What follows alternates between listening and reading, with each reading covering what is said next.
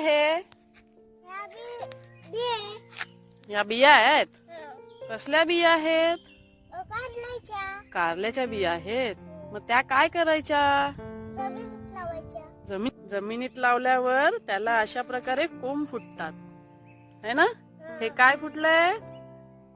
कोंब फुटलेत. आता त्याच वेल तयार होणार.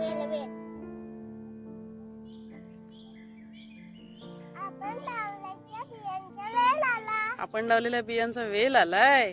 अच्छा, आता हा कारल्याचा वेल हळूहळू हळूहळू मोठा होईल. मग त्याला कारली लागतील.